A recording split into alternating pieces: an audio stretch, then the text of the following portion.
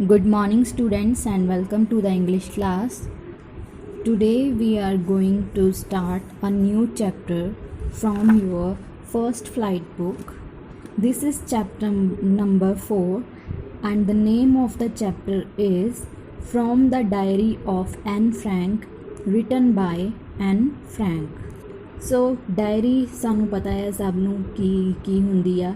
ਇਹ ਵੀ ਇੱਕ ਡਾਇਰੀ ਦੇ ਵਿੱਚੋਂ ਇੱਕ ਪਾਰਟ ਲਿਆ ਗਿਆ ਆ ਕਿਸੇ ਛੋਟੀ ਲੜਕੀ ਦੀ। ਹੁਣ ਉਸ ਲੜਕੀ ਦਾ ਨਾਮ ਸੀਗਾ ਐਨ ਫਰੈਂਕ, ਜਿਹਨੇ ਕਿ ਇਹ ਡਾਇਰੀ ਲਿਖੀ ਸੀ। ਉਹਦੀ ਉਸ ਡਾਇਰੀ ਦੇ ਵਿੱਚੋਂ ਕੁਝ ਪਾਰਟ ਜਿਹੜਾ ਆ ਐਜ਼ ਆ ਚੈਪਟਰ ਇਨਕਲੂਡ ਕੀਤਾ ਗਿਆ ਆ ਤੁਹਾਡੇ ਸਿਲੇਬਸ ਦੇ ਵਿੱਚ। ਸੋ ਜੋ ਐਨ ਫਰੈਂਕ ਸੀ ਉਹ ਹੈ ਕੌਣ ਸੀ, ਪਹਿਲਾਂ ਉਹਨਾਂ ਬਾਰੇ ਜਾਣਾਂਗੇ। ਐਨ ਫਰੈਂਕ ਜੋ ਸੀ ਉਹਨਾਂ ਦਾ ਪੂਰਾ ਨਾਮ ਸੀ Annelies Marie Anne Frank. She was born on 12th of June 1929 and ਉਹ ਜਰਮਨ ਦੇ ਵਿੱਚ ਜੰਮੀ ਹੋਈ ਇੱਕ ਜਿਊਇਸ਼ ਗਰਲ ਸੀ।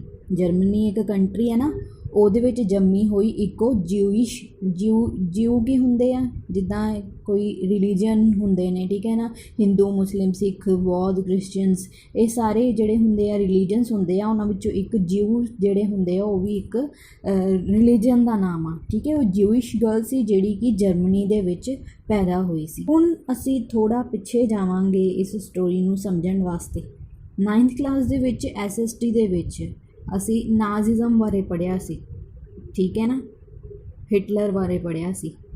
ਅਸੀਂ ਦੇਖਿਆ ਕਿ ਹਿਟਲਰ ਨੇ ਕੀ ਕੀਤਾ ਸੀਗਾ ਜਦੋਂ World War II ਹੋਈ ਸੀਗੀ। ਉਸ ਤੋਂ ਬਾਅਦ ਜਦੋਂ ਨਾਜ਼ੀ ਜਿਹੜੇ ਸੀਗੇ ਉਹਨਾਂ ਦਾ ਕਬਜ਼ਾ ਹੋ ਗਿਆ ਸੀ ਜਰਮਨੀ ਦੇ ਉੱਤੇ, ਠੀਕ ਹੈ। ਨਾਜ਼ੀ ਜਿਹੜੇ ਸੀ ਉਹਨਾਂ ਨੇ ਜਰਮਨੀ ਨੂੰ ਆਪਣੇ ਕੰਟਰੋਲ ਦੇ ਵਿੱਚ ਲੈ ਲਿਆ ਸੀ। ਫਿਰ ਹਿਟਲਰ ਨੇ ਕੀ ਕੀਤਾ ਸੀਗਾ, ਜਰਮਨੀ ਦੇ ਵਿੱਚ ਰਹਿਣ ਵਾਲੇ ਬਹੁਤ ਸਾਰੇ ਜਿਹੜੇ ਜਿਊਜ਼ ਸੀਗੇ ਉਹਨਾਂ ਨੂੰ ਮਰਵਾਉਣਾ ਸ਼ੁਰੂ ਕਰ ਦਿੱਤਾ ਸੀ। ਤੋ ਉਹ ਸਾਰਾ ਕੁਝ ਜਦੋਂ ਚੱਲਦਾ ਪਿਆ ਆ, ਹੁਣ ਦੇਖੋ ਜਿਹੜੀ World War II ਸੀਗੀ 1939 ਦੇ ਵਿੱਚ ਸ਼ੁਰੂ ਹੋ ਕੇ 1945 ਦੇ ਵਿੱਚ ਖ਼ਤਮ ਹੋਈ ਸੀ। ਉਸ ਦੌਰਾਨ ਜਿੰਨੇ ਵੀ ਲੋਕ ਸੀ ਜਿਨ੍ਹਾਂ ਨੇ ਉਸ ਹੋਲੋਕੌਸਟ ਦਾ ਜਿਹੜਾ ਕੀਤਾ, ਬਿਆਨ ਕੀਤਾ, ਸੋ ਉਸ ਹੋਲੋਕੌਸਟ ਦੀ ਇੱਕ ਜਿਹੜੀ ਆਈ ਵਿਟਨੈਸ ਸੀ ਉਹ ਐਨ ਫਰੈਂਕ ਸੀ। ਜਿੱਦਾਂ ਕਿ ਅਸੀਂ ਦੇਖਿਆ ਨਾ ਕਿ ਐਨ ਫਰੈਂਕ ਦਾ ਜਨਮ ਜਿਹੜਾ ਉਹ ਜਰਮਨੀ ਦੇ ਵਿੱਚ ਹੋਇਆ ਸੀਗਾ। ਸੋ ਉਹ ਇੱਕ ਜਿਊਇਸ਼ ਗਰਲ ਵੀ ਸੀ। ਹੁਣ ਜਿਊਜ਼ ਨੂੰ ਹੀ ਮਾਰਿਆ ਜਾ ਰਿਹਾ ਸੀਗਾ ਹਿਟਲਰ ਦੇ ਦੁਆਰਾ, ਠੀਕ ਹੈ ਨਾ। ਸੋ ਉਹ ਵੀ ਇੱਕ ਜਿਊਇਸ਼ ਗਰਲ ਸੀਗੀ ਅਤੇ ਉਹਦੇ ਨਾਲ ਕੀ ਹੋਇਆ, ਕੀ ਉਹਨੇ ਐਕਸਪੀਰੀਅੰਸ ਕੀਤਾ, ਉਹਨੇ ਸਾਰਾ ਕੁਛ ਆਪਣੀ ਉਸ ਡਾਇਰੀ ਦੇ ਵਿੱਚ ਮੈਂਸ਼ਨ ਕੀਤਾ। ਸੋ ਇਹ ਜਿਹੜੀ ਡਾਇਰੀ ਸੀਗੀ ਇਹਦੀ ਮੌਤ ਤੋਂ ਬਾਅਦ, ਇਹਦੀ ਮੌਤ ਹੋ ਗਈ ਸੀਗੀ ਐਨ ਫਰੈਂਕ ਦੀ ਜਦੋਂ ਇਹ ਛੋਟੀ ਉਮਰ ਦੀ ਸੀਗੀ ਹਜੇ। ਦੈਨ ਇਹਦੇ ਫਾਦਰ ਨੂੰ ਇਹ ਡਾਇਰੀ ਉਹਦੇ ਮਰਨ ਤੋਂ ਬਾਅਦ ਮਿਲੀ ਸੀ, ਜਿਸ ਨੂੰ ਉਹਨਾਂ ਨੇ ਪਬਲਿਸ਼ ਕਰਵਾਇਆ ਸੀਗਾ। ਅਤੇ ਉਹਨਾਂ ਨੇ ਪਬਲਿਸ਼ ਕਰਵਾ ਕੇ ਜਦੋਂ ਇਸ ਡਾਇਰੀ ਨੂੰ ਦੁਨੀਆ ਦੇ ਸਾਹਮਣੇ ਲੈ ਕੇ ਆਂਦਾ ਤਾਂ ਜਿਹੜੀ ਇਹ ਡਾਇਰੀ ਸੀ ਐਜ਼ ਆ ਬੁੱਕ ਜਿਹੜੀ ਹੈ ਉਹ ਸਾਹਮਣੇ ਆਈ ਅਤੇ ਇਸ ਬੁੱਕ ਦਾ ਨਾਮ ਰੱਖਿਆ ਗਿਆ ਸੀਗਾ the diary of a young girl. ਅਤੇ ਇਹ ਜਿਹੜੀ ਬੁੱਕ ਹੈ ਇਹ ਦੁਨੀਆ ਦੇ ਵਿੱਚ ਜਿੰਨੀਆਂ ਵੱਧ ਤੋਂ ਵੱਧ ਜਿਹੜੀਆਂ ਕਿਤਾਬਾਂ ਪੜ੍ਹੀਆਂ ਜਾਂਦੀਆਂ ਆ ਉਹਦੇ ਵਿੱਚੋਂ ਇੱਕ ਬੁੱਕ ਹੈ ਇਹ। ਸੋ ਇਹ ਸੀਗਾ ਥੋੜ੍ਹਾ ਜਿਹਾ ਬੈਕਗਰਾਊਂਡ ਕਿ ਐਨ ਫਰੈਂਕ ਕੌਣ ਸੀ। ਜਿਹੜੀ ਐਨ ਫਰੈਂਕ ਸੀ ਉਹ ਜਿਊਇਸ਼ ਗਰਲ ਸੀ ਅਤੇ ਜਦੋਂ ਨਾਜ਼ੀਜ਼ ਦਾ ਕਬਜ਼ਾ ਹੋਇਆ ਇਹ ਅਤੇ ਇਹਨਾਂ ਦੀ ਫੈਮਿਲੀ ਜਿਹੜੀ ਸੀਗੀ ਇਹਨਾਂ ਨੂੰ ਸ਼ਿਫਟ ਹੋਣਾ ਪਿਆ ਸੀ ਨੀਦਰਲੈਂਡਸ ਦੇ ਵਿੱਚ। ਬਟ ਨੀਦਰਲੈਂਡਸ ਦੇ ਵਿੱਚ ਵੀ ਜਿਹੜੇ ਨਾਜ਼ੀ ਸੀਗੇ ਉਹਨਾਂ ਨੇ ਆਪਣਾ ਕਬਜ਼ਾ ਕਰ ਲਿਆ ਸੀ ਅਤੇ ਇਹਨਾਂ ਨੂੰ ਉੱਥੋਂ ਵੀ ਨਿਕਲਣਾ ਪਿਆ ਸੀ ਨੀਦਰਲੈਂਡਸ ਦੇ ਵਿੱਚੋਂ ਆਪਣੀ ਜਾਨ ਬਚਾਉਣ ਵਾਸਤੇ। ਅਤੇ ਇਹਨਾਂ ਦੀ ਜਿਹੜੀ ਫੈਮਿਲੀ ਅਤੇ ਇਹਨਾਂ ਦੇ ਜਿਹੜੀ ਫਰੈਂਡਸ ਸੀਗੀਆਂ 4 ਇਹਨਾਂ ਦੇ ਨਾਲ, ਉਹ ਕਿੱਥੇ ਚਲੇ ਗਏ ਸੀਗੇ ਇਹਨਾਂ ਦੇ ਫਾਦਰ ਦੇ ਆਫਿਸ ਦੇ ਵਿੱਚ, ਜਿੱਥੇ ਇਹਨਾਂ ਨੂੰ ਛੁਪੇ ਰਹਿਣਾ ਪਿਆ ਸੀਗਾ 2 ਸਾਲ ਵਾਸਤੇ, ਠੀਕ ਹੈ। 2 ਸਾਲ ਵਾਸਤੇ ਆਪਣੇ ਫਾਦਰ ਦੇ ਆਫਿਸ ਦੇ ਵਿੱਚ ਹੀ ਇਹਨਾਂ ਦੀ ਫੈਮਿਲੀ ਜਿਹੜੀ ਸੀ ਛੁਪ ਕੇ ਰਹੀ ਸੀਗੀ ਨਾਜ਼ੀਜ਼ ਤੋਂ। ਔਰ ਜਿਹੜਾ ਵੀ ਗਰੁੱਪ ਸੀ ਇਹਨਾਂ ਦਾ, ਇਹਨਾਂ ਦੀਆਂ ਫਰੈਂਡਸ, ਇਹਨਾਂ ਦੀ ਮਦਰ, ਠੀਕ ਹੈ, ਇਹਨਾਂ ਦੀ ਸਿਸਟਰ ਸੀ ਇੱਕ ਵੱਡੀ ਐਨ ਫਰੈਂਕ ਦੀ, ਉਹਨਾਂ ਸਾਰਿਆਂ ਦੀ ਮੌਤ ਹੋ ਚੁੱਕੀ ਸੀ ਅਤੇ ਇਹਨਾਂ ਦੇ ਗਰੁੱਪ ਦੇ ਵਿੱਚੋਂ ਸਿਰਫ ਅਤੇ ਸਿਰਫ ਇਹਨਾਂ ਦੇ ਫਾਦਰ ਹੀ ਬਚ ਸਕੇ ਸੀ। ਔਰ ਇਹਨਾਂ ਦੇ ਫਾਦਰ ਨੇ ਇਹਨਾਂ ਦੀ ਮੌਤ ਤੋਂ ਬਾਅਦ ਇਹ ਡਾਇਰੀ ਉਹਨਾਂ ਨੂੰ ਮਿਲੀ ਅਤੇ ਉਹਨਾਂ ਨੇ ਇਹਨੂੰ ਪਬਲਿਸ਼ ਕਰਵਾਇਆ। ਇੱਕ ਪਾਰਟ ਨੂੰ ਮੈਂਸ਼ਨ ਕੀਤਾ ਗਿਆ ਹੈ ਤੁਹਾਡੇ ਸਿਲੇਬਸ ਦੇ ਵਿੱਚ ਕਿ ਹੁਣ ਕੀ ਲਿਖਿਆ ਸੀ ਐਨ ਫਰੈਂਕ ਨੇ। ਹੁਣ ਇਸ ਡਾਇਰੀ ਦੇ ਵਿੱਚ ਉਹਨਾਂ ਨੇ ਇੱਕ ਐਕਸਪੀਰੀਅੰਸ ਲਿਖਿਆ ਆ, ਉਹਨਾਂ ਨੇ ਇੱਕ ਦਿਨ ਦਾ ਕਹਿ ਸਕਦੇ ਹਾਂ ਆਪਣਾ, ਜਾਂ ਫਿਰ ਆਪਣੀ ਲਾਈਫ ਦਾ ਇੱਕ ਇੰਸੀਡੈਂਟ ਉਹਨਾਂ ਨੇ ਮੈਂਸ਼ਨ ਕੀਤਾ ਆ। ਸੋ ਅਸੀਂ ਹੁਣ ਚੈਪਟਰ ਨੂੰ ਰੀਡ ਕਰਨਾ ਸ਼ੁਰੂ ਕਰਦੇ ਹਾਂ। Writing in a diary is really strange experience for someone like me. ਹੁਣ ਮੀ ਕੌਣ ਆ ਇੱਥੇ? Anne Frank. ਹੁਣ ਐਨ ਫਰੈਂਕ ਕਹਿ ਰਹੀ ਹੈ ਕਿ ਡਾਇਰੀ ਦੇ ਵਿੱਚ ਲਿਖਣਾ ਬੜਾ ਅਜੀਬ ਐਕਸਪੀਰੀਅੰਸ ਆ, ਜਿਹੜਾ ਔਰ ਅਜੀਬ ਐਕਸਪੀਰੀਅੰਸ ਮੇਰੇ ਵਰਗੇ ਲੋਕਾਂ ਵਾਸਤੇ ਆ। ਠੀਕ ਹੈ, ਜਿਹੜੇ ਲੋਕ ਮੇਰੇ ਵਰਗੇ ਉਹਨਾਂ ਵਾਸਤੇ ਬੜਾ ਹੀ ਅਜੀਬ ਐਕਸਪੀਰੀਅੰਸ ਆ ਡਾਇਰੀ ਲਿਖਣਾ।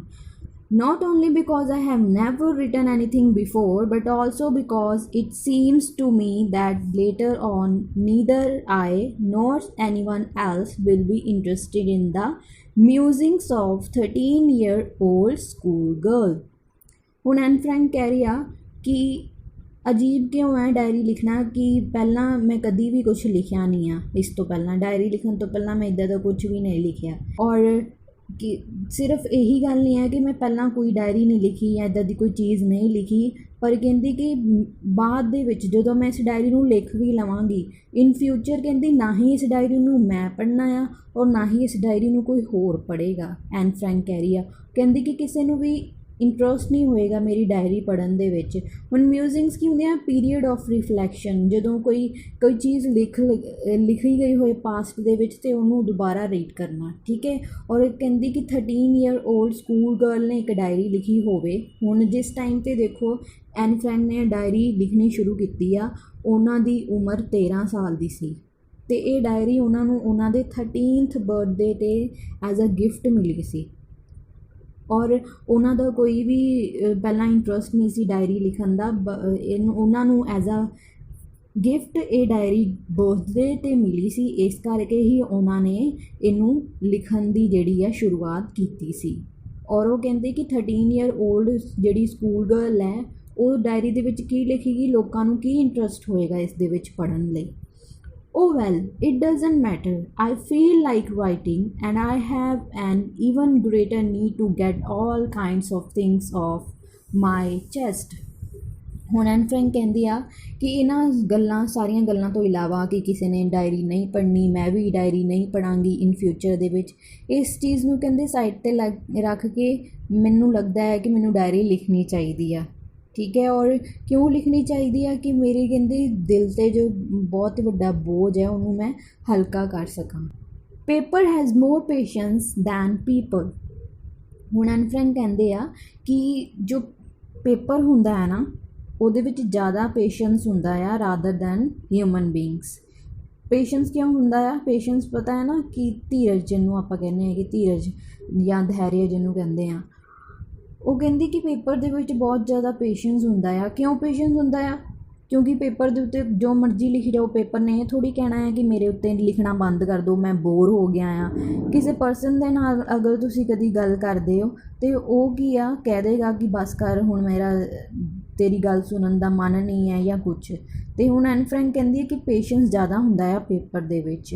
I thought of this saying on one of those days when I was feeling a little depressed and was sitting at home with my chin in my hands, bored and listless, wondering whether to stay in or go out। ਹੁਣ ਉਹ ਕਹਿੰਦੀ ਕਿ ਮੈਂ ਇਸ diary ਨੂੰ ਲਿਖਣ ਬਾਰੇ ਉਦੋਂ ਵਿਚਾਰ ਕੀਤਾ ਜਦੋਂ ਮੈਂ ਇੱਕ ਦਿਨ ਬਹੁਤ ਹੀ ਡਿਪਰੈਸਡ ਫੀਲ ਕਰ ਰਹੀ ਸੀ ਅਤੇ ਘਰ ਦੇ ਅੰਦਰ ਬੈਠੀ ਸੀ ਅਤੇ ਉਹਨਾਂ ਨੇ ਜਿਹੜੇ ਹੱਥਾਂ ਦੇ ਵਿੱਚ ਆਪਣੀ ਠੋਡੀ ਨੂੰ ਫੜਿਆ ਹੋਇਆ ਸੀ। ਜਿੱਦਾਂ ਕਈ ਵਾਰੀ ਇੱਕ ਸਾਈਡ 'ਤੇ ਆਪਾਂ ਕਰਕੇ ਹੱਥ ਰੱਖ ਕੇ ਉਹਦੇ ਉੱਤੇ ਆਪਣੀ ਠੋਡੀ ਅਟਕਾ ਲੈਂਦੇ ਹਾਂ ਨਾ, ਉੱਦਾਂ ਹੀ ਐਨ ਫਰੈਂਕ ਬੈਠੀ ਹੋਈ ਸੀਗੀ ਅਤੇ ਉਹ ਬੜਾ ਹੀ ਲਿਸਟਲੈਸ ਜਿਹਾ ਫੀਲ ਕਰ ਰਹੀ ਸੀਗੀ। ਉਹ ਇਹ ਸੋਚ ਰਹੀ ਸੀ ਕਿ ਉਹ ਘਰ ਦੇ ਅੰਦਰ ਹੀ ਬੈਠੀ ਰਹੇ ਜਾਂ ਬਾਹਰ ਜਾਵੇ। ਉਹ ਇਸ ਸੋਚ ਵਿਚਾਰ ਦੇ ਵਿੱਚ ਚੱਲ ਰਹੀ ਸੀ। I finally stayed where I was brooding। brooding ਦਾ ਮਤਲਬ ਹੁੰਦਾ engaged in a deep thought। ਉਹ ਕਿਸੇ ਗਹਿਰੇ ਵਿਚਾਰ ਦੇ ਵਿੱਚ ਸੀ ਔਰ ਉਹ ਕਹਿੰਦੀ ਕਿ ਮੈਂ ਫਾਈਨਲੀ ਡਿਸਾਈਡ ਕੀਤਾ ਕਿ ਜਿੱਥੇ ਮੈਂ ਡੀਪ ਵਿਚਾਰਾਂ ਦੇ ਵਿੱਚ ਸੀ, ਜਿਹੜੇ ਵਿਚਾਰਾਂ ਦੇ ਵਿੱਚ ਸੀ, ਮੈਂ ਉੱਥੇ ਹੀ ਰੁਕਾਂ, ਘਰੋਂ ਮਤਲਬ ਬਾਹਰ ਮੈਂ ਘਰੋਂ ਨਾ ਜਾਵਾਂ। Yes, paper does have more patience, and since I am not planning to let anyone else read this stiff bag notebook, grandly referred to as a diary, unless I should ever find a real friend, it probably won't make a bit of difference. ਉਹਨੂੰ ਕਹਿੰਦੀ ਆ, ਫਿਰ ਉਹਨੇ ਗੱਲ ਜਿਹੜੀ ਆ ਦੁਹਰਾਈ ਕਿ paper ਦੇ ਵਿੱਚ ਬਹੁਤ ਜ਼ਿਆਦਾ ਪੇਸ਼ੈਂਸ ਹੁੰਦਾ ਆ। ਉਹ ਕਹਿੰਦੀ ਕਿ ਮੈਂ ਪਲੈਨਿੰਗ ਕਰ ਰਹੀ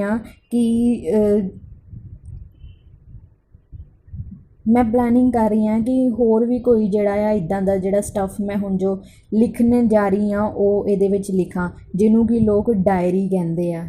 ਠੀਕ ਹੈ। ਔਰ unless I should ever find a real friend, ਉਹ ਕਹਿੰਦੀ ਕਿ ਮੇਰੇ ਕੋਲ ਜਿੰਨੀ ਦੇਰ ਤੱਕ ਮੈਨੂੰ ਕੋਈ ਹੋਰ ਰੀਅਲ ਫਰੈਂਡ ਨਹੀਂ ਮਿਲ ਜਾਂਦਾ, ਫਿਰ ਉਨੀ ਦੇਰ ਤੱਕ ਜਿਹੜੀ ਆ ਇਹ ਡਾਇਰੀ ਦੇ ਵਿੱਚ ਹੀ ਗੱਲਾਂ ਲਿਖਣੀਆਂ ਕੀ ਹੋਣਗੀਆਂ, ਸਹੀ ਹੋਣਗੀਆਂ। ਹੁਣ ਉਹ ਇਹ ਕਹਿਣਾ ਚਾਹ ਰਹੀ ਹੈ ਕਿ ਮੇਰੇ ਕੋਲ ਕੋਈ ਰੀਅਲ ਫਰੈਂਡ ਨਹੀਂ ਆ। ਰੀਅਲ ਫਰੈਂਡ ਜਾਂ ਫਿਰ ਆਪਾਂ ਬੈਸਟ ਫਰੈਂਡ ਕਹਿ ਸਕਦੇ ਹਾਂ। Now I am back to the point that prompted me to keep a diary in the first place. I don't have a friend. ਹੁਣ ਉਹ ਕਹਿ ਰਿਹਾ ਕਿ ਮੇਰੇ ਕੋਲ ਕੋਈ ਵੀ ਫਰੈਂਡ ਨਹੀਂ ਹੈਗਾ। Let me put it more clearly. Since no one will believe that a 13-year-old girl is completely alone in the world. ਔਰ ਉਹ ਕਹਿੰਦੀ ਕਿ ਮੈਂ ਹੋਰ ਜ਼ਿਆਦਾ ਕਲੀਅਰ ਕਰ ਦੇਣਾ ਚਾਹੁੰਦੀ ਹਾਂ ਕਿ ਮੇਰਾ ਕੋਈ ਇੱਥੇ ਫਰੈਂਡ ਨਹੀਂ ਆ। ਕਹਿੰਦੀ ਕਿ ਹੁਣ ਲੋਕਾਂ ਨੂੰ ਲੱਗੇਗਾ ਕਿ ਇੱਕ 13-year-old ਜਿਹੜੀ ਗਰਲ ਹੈ ਉਹਦਾ ਕੋਈ ਫਰੈਂਡ ਨਹੀਂ ਆ, ਉਹ ਇਸ ਪੂਰੀ ਦੁਨੀਆ ਦੇ ਵਿੱਚ ਇਕੱਲੀ ਆ। And I am not. ਉਹ ਕਹਿੰਦੀ ਕਿ ਮੈਂ ਇਕੱਲੀ ਨਹੀਂ ਹੈਗੀ ਇਸ ਪੂਰੇ ਵਰਲਡ ਦੇ ਵਿੱਚ। I have loving parents and a 16-year-old sister, and there are about 30 people I can call friends. I have a family, loving aunts and a good home. ਉਹ ਕਹਿੰਦੀ ਕਿ ਮੈਂ ਇਕੱਲੀ ਨਹੀਂ ਆ ਇਸ ਵਰਲਡ ਦੇ ਵਿੱਚ। ਮੇਰੇ ਕੀ ਆ, ਬਹੁਤ ਹੀ ਲਵਿੰਗ ਪੇਰੈਂਟਸ ਆ ਜਿਹੜੇ ਮੈਨੂੰ ਬਹੁਤ ਜ਼ਿਆਦਾ ਪਿਆਰ ਕਰਦੇ ਆ। ਇੱਕ 16-year-old ਉਹਦੀ ਵੱਡੀ ਭੈਣ ਵੀ ਹੈ ਐਨ ਫਰੈਂਡ ਦੀ। ਔਰ ਕਹਿੰਦੀ ਕਿ ਮੇਰੇ ਕੋਲ ਨੀਅਰ ਅਬਾਊਟ 30% ਇੱਦਾਂ ਦੇ ਹੈਗੇ ਆ ਜਿਨ੍ਹਾਂ ਨੂੰ ਮੈਂ ਫਰੈਂਡ ਕਹਿ ਸਕਦੀ ਹਾਂ। ਔਰ ਕਹਿੰਦੀ ਕਿ ਮੇਰੀ ਫੈਮਿਲੀ ਜਿਹੜੀ ਬਹੁਤ ਹੀ ਲਵਿੰਗ ਹੈ, ਔਰ ਉਹਦੀ ਫੈਮਿਲੀ ਦੇ ਵਿੱਚ ਲਵਿੰਗ ਉਹਦੀਆਂ ਆਂਟੀਆਂ ਵੀ ਹੈਗੀਆਂ ਆ। ਔਰ ਕਹਿੰਦੀ ਕਿ ਮੇਰੇ ਕੋਲ ਇੱਕ ਚੰਗਾ ਖਾਸਾ ਜਿਹੜਾ ਆ ਘਰ ਵੀ ਹੈਗਾ ਆ, ਔਰ ਉਹ ਇਕੱਲੀ ਨਹੀਂ ਹੈ। No, on the surface I seem to have everything except my one true friend. ਉਹ ਕਹਿੰਦੀ ਕਿ ਇੰਨਾ ਕੁਝ ਹੋਣ ਦੇ ਬਾਵਜੂਦ ਵੀ ਇੱਕ ਟਰੂ ਫਰੈਂਡ ਜੋ ਹੈਗਾ ਆ ਉਹਦੀ ਕਮੀ ਆ ਹਜੇ ਵੀ। All I think about when I am with friends in having a good time, I can't bring myself to talk about anything but ordinary everyday things.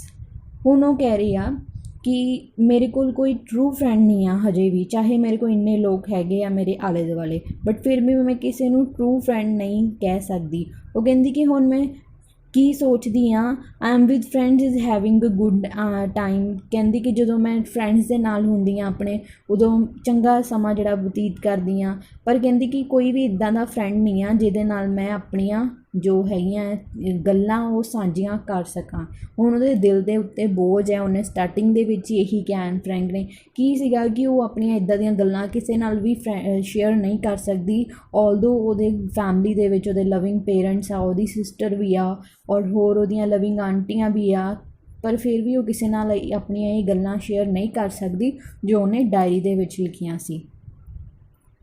We don't seem to be able to get any closer and that's the problem. ਉਹ ਕਹਿੰਦੀ ਕਿ ਚਾਹੇ ਮੇਰੇ friends ਸੀਗੇ, school ਦੇ ਵਿੱਚ ਵੀ ਸੀ ਮੇਰੇ friend, ਪਰ ਫਿਰ ਵੀ ਕਿਸੇ ਦੇ ਨਾਲ ਮੈਂ ਇੰਨੀ ਕਲੋਜ਼ ਨਹੀਂ ਸੀਗੀ ਕਿ ਮੈਂ ਉਹਨਾਂ ਨੂੰ ਆਪਣੀਆਂ ਗੱਲਾਂ ਦੱਸ ਸਕਾਂ। ਇਹੀ problem C. Maybe it's my fault that we don't confide in each other. ਉਹ ਕਹਿੰਦੀ ਕਿ ਸ਼ਾਇਦ ਇਹ ਮੇਰੀ ਹੀ ਗਲਤੀ ਆ ਕਿ ਮੈਂ ਕਿਸੇ ਨਾਲ ਮਿਕਸ ਅਪ ਨਹੀਂ ਹੋਈ। ਠੀਕ ਹੈ। In any case, that's just how things are, and unfortunately, they are not liable to change. ਉਹ ਕਹਿੰਦੀ ਕਿ ਹੁਣ ਇੱਦਾਂ ਦੇ ਕੇਸ ਦੇ ਵਿੱਚ ਜਿਹੜੀਆਂ ਅਨਫੋਰਚੂਨੇਟਲੀ ਚੀਜ਼ਾਂ ਆ, ਮਤਲਬ ਮੇਰੀ ਹੀ ਗਲਤੀ ਆ ਕਿ ਮੈਂ ਕਿਸੇ ਦੇ ਨਾਲ ਮਿਕਸ ਅਪ ਨਹੀਂ ਹੋਈ ਹਾਂ।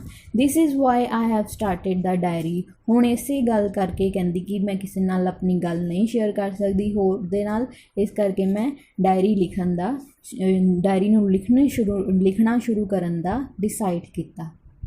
To enhance the image of this long-awaited friend in my imagination, I don't want to jot down the facts in this diary the way most people would do, but I want to diary to be my friend and I am going to call this friend Kitty.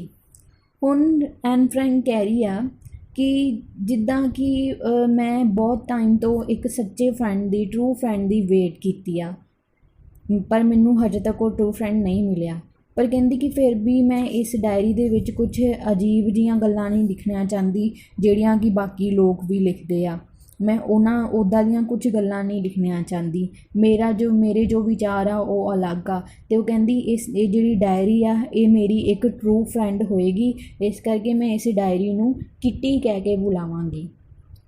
Since no one would understand a word of my stories to Kitty, if I were to plunge right in, I'd rather provide a brief sketch of my life, much as I dislike doing so.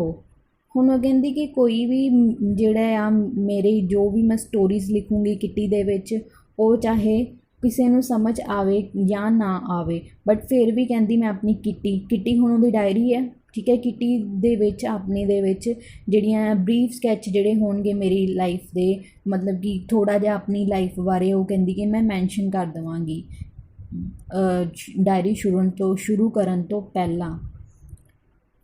My father, the most adorable father I have ever seen, didn't marry my mother until he was 36 and she was 25. ਹੁਣ ਉਹ ਕਹਿੰਦੀ ਕਿ ਮੇਰੇ ਜਿਹੜੇ father ਸੀ ਨਾ ਉਹ ਬਹੁਤ ਜ਼ਿਆਦਾ ਅਡੋਰੇਬਲ ਸੀ, ਬਹੁਤ ਜ਼ਿਆਦਾ ਲਵਿੰਗ ਸੀਗੇ ਉਹਦੇ ਫਾਦਰ ਐਨ ਫਰੈਂਕ ਦੇ। ਔਰ ਕਹਿੰਦੀ ਕਿ ਜਦੋਂ ਉਹਦੇ ਫਾਦਰ ਅਤੇ ਉਹਦੀ ਮਦਰ ਦੀ ਮੈਰਿਜ ਹੋਈ, ਉਹਦੇ ਫਾਦਰ ਦੀ ਏਜ ਜਿਹੜੀ 36 ਸੀ ਔਰ mother the age 25 C. My sister Margot was born in Frankfurt in Germany in 1926. ਹੁਣ ਜਿਹੜੀ ਉਹਦੀ ਸਿਸਟਰ ਸੀ ਐਨ ਫਰੈਂਕ ਦੀ, ਉਹਦਾ ਨਾਮ ਸੀ ਮਾਰਗੋਟ, ਅਤੇ ਉਹਨਾਂ ਦਾ ਜਨਮ ਜਿਹੜਾ ਸੀ ਫਰੈਂਕਫਰਟ ਦੇ ਵਿੱਚ ਜਰਮਨੀ ਦੇ ਵਿੱਚ 1926 ਨੂੰ ਹੋਇਆ ਸੀ। ਆਈ ਵਾਜ਼ ਬੋਰਨ ਔਨ 12 ਜੂਨ 1929, ਅਤੇ ਐਨ ਫਰੈਂਕ ਦਾ ਜਨਮ ਜਿੱਦਾਂ ਕਿ ਪਹਿਲਾਂ ਵੀ ਮੈਂ ਦੱਸਿਆ 12 ਜੂਨ 1929 ਨੂੰ ਹੋਇਆ ਸੀ ਜਰਮਨੀ ਦੇ ਵਿੱਚ ਹੀ, ਫਰੈਂਕਫਰਟ ਦੇ ਵਿੱਚ। ਆਈ ਲਿਵਡ ਇਨ ਫਰੈਂਕਫਰਟ ਅੰਟਿਲ ਆਈ ਵਾਜ਼ 4, ਅਤੇ ਉਹ ਫਰੈਂਕਫਰਟ ਦੇ ਵਿੱਚ ਉਦੋਂ ਤੱਕ ਰਹੀ ਜਿੰਨੀ ਦੇਰ ਤੱਕ ਉਹ 4 ਸਾਲ ਦੀ ਸੀ। My father emigrated to Holland in 1933, so 1933 ਦੇ ਵਿੱਚ ਉਹਦੇ ਜਿਹੜੇ ਫਾਦਰ ਸੀ ਉਹ ਹਾਲੈਂਡ ਦੇ ਵਿੱਚ ਐਮੀਗ੍ਰੇਟ ਹੋ ਗਏ। My mother Edith Hollander Frank went with him to Holland in September. ਹੁਣ ਉਹਦੀ ਮਦਰ ਦਾ ਨਾਮ ਸੀ ਐਡਿਥ ਹੋਲੈਂਡਰ ਫਰੈਂਕ, ਉਹ ਵੀ ਉਹਦੇ ਫਾਦਰ ਦੇ ਕੋਲ ਸੈਪਟੰਬਰ ਦੇ ਵਿੱਚ ਚਲੀ ਗਈ ਸੀ। While ਮਾਰਗੋਟ and I were sent to Aachen to stay with our grandmother, ਅਤੇ ਉਹਦੀ ਜਿਹੜੀ ਸਿਸਟਰ ਸੀ ਮਾਰਗੋਟ ਅਤੇ ਉਹ ਐਨ ਫਰੈਂਕ ਸੀ, ਉਹ ਨਹੀਂ ਗਈਆਂ ਸੀ ਹਜੇ ਹਾਲੈਂਡ। ਉਹਨਾਂ ਦੋਨਾਂ ਨੂੰ ਉਹਦੀ ਦਾਦੀ ਮਾਂ ਦੇ ਕੋਲ ਆਚਨ ਨਾਮ ਦੀ ਜਗ੍ਹਾ ਵੀ ਜਰਮਨੀ ਦੇ ਵਿੱਚ ਆ, ਉੱਥੇ ਉਹਨਾਂ ਨੂੰ ਭੇਜਿਆ ਗਿਆ। ਮਾਰਗੋਟ ਵੈਂਟ ਟੂ ਹਾਲੈਂਡ ਇਨ ਦਸੰਬਰ। ਹੁਣ ਮਾਰਗੋਟ ਜਿਹੜੀ ਐਨ ਫਰੈਂਕ ਦੀ ਸਿਸਟਰ ਸੀ ਉਹ ਵੀ ਹਾਲੈਂਡ ਚਲੀ ਗਈ ਸੀਗੀ ਦਸੰਬਰ ਦੇ ਵਿੱਚ। And I followed in February, ਅਤੇ ਹੁਣ ਐਨ ਫਰੈਂਕ ਜਿਹੜੀ ਆ ਉਹ ਫੈਬਰਰੀ ਦੇ ਵਿੱਚ ਗਈ ਆਪਣੇ ਪੇਰੈਂਟਸ ਦੇ ਕੋਲ ਹਾਲੈਂਡ ਦੇ ਵਿੱਚ। When I was plunk down on the table as a birthday present for Margot.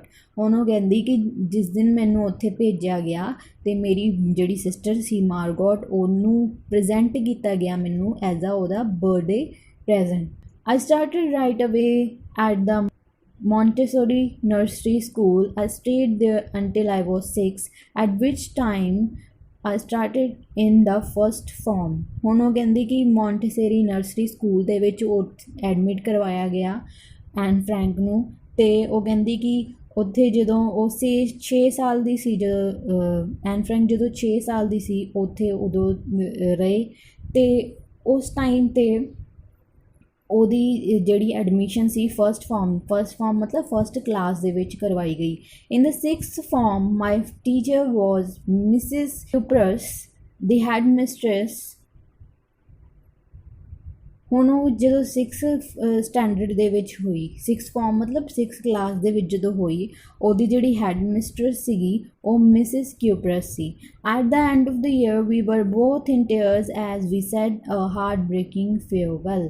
ਹੁਣ ਕਹਿੰਦੀ ਕਿ ਜਦੋਂ ਸੈਸ਼ਨ ਦਾ ਐਂਡ ਹੋਇਆ ਤੇ ਮੈਂ ਤੇ ਜਿਹੜੀ ਮੇਰੀ ਹੈਡ ਮਿਸਟਰਸ ਸੀਗੀ ਮਿਸਿਸ ਕਿਊਪਰਸ, ਉਹ ਬਹੁਤ ਜ਼ਿਆਦਾ ਰੋਏ ਕਿਉਂਕਿ ਅਸੀਂ ਇੱਕ ਦੂਸਰੇ ਨੂੰ ਗੁੱਡ ਬਾਏ ਕਹਿਣ ਵਾਲੇ ਸੀ। ਉਹ ਸਕੂਲ ਤੋਂ ਜਾਣ ਵਾਲੀ ਸੀਗੀ। ਉਹਨੂੰ ਮਤਲਬ ਉਹ ਕਹਿਣਾ ਚਾਹ ਰਹੀ ਹੈ ਐਨ ਫਰੈਂਕ ਕਿ ਉਹਦੀ ਹੈਡ ਮਿਸਟਰਸ ਦੇ ਨਾਲ ਉਹਦੀ ਬਹੁਤ ਜ਼ਿਆਦਾ ਅਟੈਚਮੈਂਟ ਸੀ ਔਰ ਉਹਦੀ ਹੈਡ ਮਿਸਟਰਸ ਜਿਹੜੀ ਸੀ ਉਹਦੇ ਨਾਲ ਉਹਦਾ ਬਹੁਤ ਜ਼ਿਆਦਾ ਪਿਆਰ ਸੀ। In the summer of 1941, Grandma fell ill and had to have an operation, so my birthday passed with little celebration. ਹੁਣ 1941 ਦੇ ਵਿੱਚ ਜਿਹੜੀ ਐਨ ਫਰੈਂਕ ਦੀ ਦਾਦੀ ਮਾਂ ਸੀ ਉਹ ਬਿਮਾਰ ਹੋ ਗਈ ਅਤੇ ਉਹਨਾਂ ਦਾ ਇੱਕ ਆਪਰੇਸ਼ਨ ਹੋਇਆ। ਇਸ ਕਰਕੇ ਇਸ ਸਾਰੇ ਚੱਕਰ ਦੇ ਵਿੱਚ ਐਨ ਫਰੈਂਕ ਦਾ ਜਿਹੜਾ ਬਰਥਡੇ ਸੀ ਉਹ ਜ਼ਿਆਦਾ ਧੂਮ-ਧਾਮ ਦੇ ਨਾਲ ਨਹੀਂ ਮਨਾਇਆ ਗਿਆ, ਥੋੜ੍ਹੀ ਜਿਹੀ ਸੈਲੀਬ੍ਰੇਸ਼ਨ ਕੀਤੀ ਗਈ। ਗ੍ਰੈਂਡਮਾ ਡਾਇਡ ਇਨ ਜਨਵਰੀ 1942 ਅਤੇ ਉਹਦੀ ਗ੍ਰੈਂਡਮਾ ਜਿਹੜੀ ਸੀਗੀ ਉਹਨਾਂ ਦੀ 1942 ਦੇ ਵਿੱਚ ਡੈਥ ਹੋ ਗਈ। No one knows how often I think of her and still love her. ਉਹ ਕਹਿੰਦੀ ਕਿ ਕਿਸੇ ਨੂੰ ਨਹੀਂ ਪਤਾ ਕਿ ਆਪਣੀ ਦਾਦੀ ਨੂੰ ਮੈਂ ਅੱਜ ਵੀ ਯਾਦ ਕਰਦੀ ਹਾਂ ਕਿ ਅਤੇ ਉਹਨਾਂ ਨੂੰ ਬਹੁਤ ਪਿਆਰ ਕਰਦੀ ਹਾਂ। This birthday celebration in 1942 was intended to make up for the other, and Grandma's candle was lit along with the rest. ਹੁਣ ਉਹ ਕਹਿੰਦੀ ਕਿ 1942 ਦੇ ਵਿੱਚ ਉਹਦਾ ਜਿਹੜਾ ਬਰਥਡੇ ਸੀ ਉਹ ਸੈਲੀਬ੍ਰੇਟ ਕੀਤਾ ਗਿਆ ਧੂਮ-ਧਾਮ ਦੇ ਨਾਲ ਅਤੇ ਜਦੋਂ ਬਰਥਡੇ ਕੇਕ ਦੇ ਉੱਤੇ ਜਿਹੜੀਆਂ ਕੈਂਡਲਸ ਹੋਰ ਵੀ ਲਗਾਈਆਂ ਗਈਆਂ ਸੀ ਅਤੇ ਉਹਦੇ ਦਾਦੀ ਮਾਂ ਦੇ ਨਾਂ ਦੀ ਵੀ ਇੱਕ ਕੈਂਡਲ ਲਗਾਈ ਗਈ। The four of us are still doing well, and that brings me to the present date of 20th June 1942 and the solemn dedication of my diary. ਹੁਣ ਐਨ ਫਰੈਂਕ ਕਹਿੰਦੀ ਕਿ ਇਸ ਟਾਈਮ ਤੱਕ ਅਸੀਂ ਸਾਰੇ ਬਹੁਤ ਚੰਗੇ ਸੀ, ਸਾਰੇ ਮਤਲਬ ਉਹ ਐਨ ਫਰੈਂਕ ਦੇ ਫਾਦਰ, ਮਦਰ ਔਰ ਉਹਦੀ ਵੱਡੀ ਸਿਸਟਰ ਅਤੇ ਐਨ ਫਰੈਂਕ ਕਹਿੰਦੀ ਕਿ ਅਸੀਂ ਸਾਰੇ ਬਹੁਤ ਵਧੀਆ ਆਪਣੀ ਲਾਈਫ ਸਪੈਂਡ ਕਰ ਰਹੇ ਸੀਗੇ। ਅਤੇ ਅੱਜ ਦੀ ਤਰੀਕ ਜਦੋਂ ਉਹਨੇ ਡਾਇਰੀ ਲਿਖਣੀ ਸ਼ੁਰੂ ਕਰਨੀ ਆ ਉਸ ਦਿਨ ਕਿਹੜੀ ਤਰੀਕ ਹੈ 20 ਜੂਨ 1942। ਹੁਣ ਡਾਇਰੀ ਐਨ ਫਰੈਂਕ ਨੂੰ ਮਿਲੀ ਸੀ ਉਹਦੇ ਬਰਥਡੇ 'ਤੇ ਮਤਲਬ 12 ਜੂਨ ਨੂੰ ਅਤੇ 12 ਜੂਨ ਤੋਂ 8 ਦਿਨ ਬੀਤ ਚੁੱਕੇ ਆ ਉਹਦੇ ਬਰਥਡੇ ਨੂੰ। ਉਹਨੇ ਹਜੇ ਤੱਕ ਕੁਛ ਨਹੀਂ ਲਿਖਿਆ ਸੀ ਉਹ ਇਸ ਡਾਇਰੀ ਦੇ ਵਿੱਚ ਅਤੇ ਉਹਨੇ ਫਸਟ ਜਿਹੜੀ ਐਂਟਰੀ ਸ਼ੁਰੂ ਕੀਤੀ ਸੀ 20th ਜੂਨ 1942 ਨੂੰ ਸ਼ੁਰੂ ਕੀਤੀ ਸੀ ਆਪਣੀ ਫਸਟ ਐਂਟਰੀ ਆਪਣੀ ਡਾਇਰੀ ਦੇ ਵਿੱਚ। ਹੁਣ ਉਹ ਡਾਇਰੀ ਦੇ ਵਿੱਚ ਆਪਣਾ ਕੁਛ ਐਕਸਪੀਰੀਅੰਸ ਇੱਕ ਲਿਖਣਾ ਸ਼ੁਰੂ ਕਰੇਗੀ। ਫਸਟ ਜਿਹੜੀ ਉਹਦੀ ਐਂਟਰੀ ਸੀਗੀ ਕੀ ਸੀਗੀ ਐਨ ਫਰੈਂਕ ਦੀ ਐਂਟਰੀ, ਉਹਨੂੰ ਅਸੀਂ ਨੈਕਸਟ ਲੈਕਚਰ ਦੇ ਵਿੱਚ ਡਿਸਕਸ ਕਰਾਂਗੇ। ਠੀਕ ਹੈ, ਹੁਣ ਇੱਕ ਸਾਨੂੰ ਇਹ ਪਤਾ ਚੱਲ ਚੁੱਕਿਆ ਹੈ ਕਿ ਐਨ ਫਰੈਂਕ ਜੋ ਹੈਗੀ ਆ ਉਹ 13 ਇਅਰਸ ਦੀ ਸੀ ਜਦੋਂ ਉਹਨੇ ਡਾਇਰੀ ਲਿਖਣੀ ਸ਼ੁਰੂ ਕੀਤੀ ਸੀ। ਇੱਕ ਵਾਰ ਤੁਸੀਂ ਚੈਪਟਰ ਨੂੰ ਰੀਡ ਕਰੋ ਆਪਣੀ ਬੁੱਕ 'ਚੋਂ। Take care, keep learning, thank you.